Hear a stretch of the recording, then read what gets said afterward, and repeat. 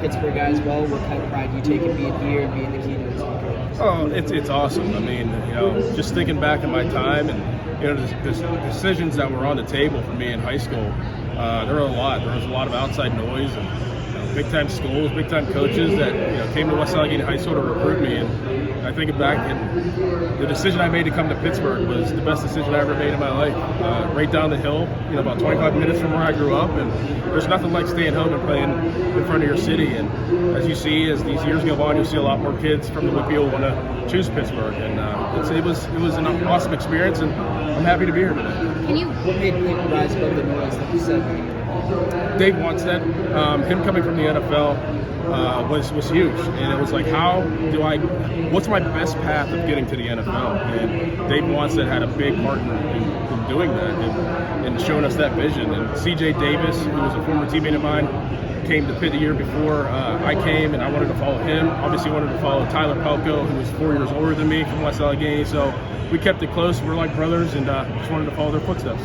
Can you walk us through how it came to be that you were the keynote speaker today? Did Narduzzi call you up? How did it all come to be? So I usually take my nap right after the morning show. It's around 10:45. I usually take a nap for about 30 minutes, a little power nap. And I just laid down. I forget what I was watching. I think something scary. I usually watch a lot of scary movies. And my phone starts buzzing. I'm like, all right, who is this? And I look over, and it's Pat Narduzzi. So I'm like, oh, bleep. If Pat Narduzzi is calling me, it's probably something serious. He never calls me. So I pick up. He's like, hey, Dorin, how you doing? I'm sitting on the beach right now. This is time off in July.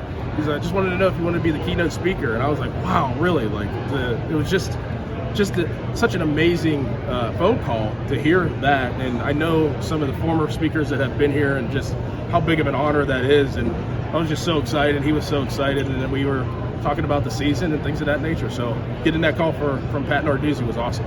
What's it been like following your pro career to come back to Pittsburgh, settle down, work for the fan, and then also still be involved with the Pitt football? It's a dream come true, really. And I did write a letter to my 17-year-old self about a couple of years ago saying thank you for choosing the University of Pittsburgh, because if I didn't do that, I wouldn't be doing what I'm doing now. If I went to USC, like I was saying before, and Florida or Ohio State, probably wouldn't be as ingrained in the community as I am now, especially on the radio and doing the broadcast for Pitt football and doing some TV. So just really proud of my younger teenage self making a smart decision of staying home and going to Pitt.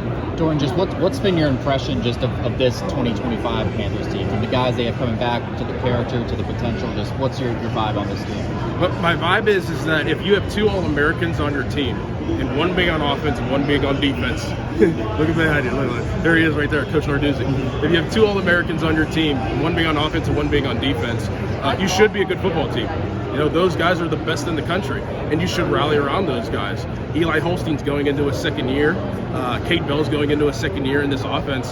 This is a big step. It's a big growth moment for both of those two, and they showed what they were capable of last year. They just didn't complete it. So I'm expecting big things. They have a lot of guys that can play at a high level. Rasheem Bowles being another one. He's right on the cusp of being one of the best in the country too. So we'll see if they can put it together. But whenever you have two big-time players, two of the best in the country, it should be all right. Can you give us some of the highlights of what you're planning on addressing today and how you came up with what you wanted to talk about? Well, I kind of wanted to relate it to everybody in the room. Not everybody has played football, but everybody has been a part of a business or owns a business or has a title in a business. And that's kind of how I looked at my career. And, what my speech is going to be like is the mentality of being a part of a business or running a business. And hopefully people can grasp, what I'm talking about there. But there's different levels in business that, you get different titles: director, manager, vice president, CEO, and there's different mentalities that come with that. So hopefully that all wraps up together for football. You mentioned the All-Americans, Pitt coming back. What is the pressure like for guys like Dez and Kyle to follow up those seasons and improve it? There's a lot of pressure. It's a big title. It's a big nameplate above your body and who you are. But at the same time, you got to look in the mirror and be like, yeah, I did that last year. I got to do it again. It is a lot of pressure. It's harder to stay on top of the hill than to climb up the hill. But football players love that challenge. Athletes love that challenge. Media loves the challenge. And we all want to compete. So you want to be your best self, and I think those guys will be able to do it. I know you said you're going to be talking to the room as a whole, but what is the message you're hoping to specifically drive into these seniors for this year's team? Empty the tank. You know, you only get one shot at this, really, and this could be your last shot for some of those seniors to ever play football again. What do you really have to lose but to empty your tank every single day? Your mentality every day and your approach every day should be, I got to give 100%, not just on the field, but off the field, because that's contagious to what you do on the field. So it has to be 24/7, 365 from here on out. If you want to win, if you want to be great, you have to do it every single second of the day, and you'll have some good success if you do those things. Thanks so much, Dorin.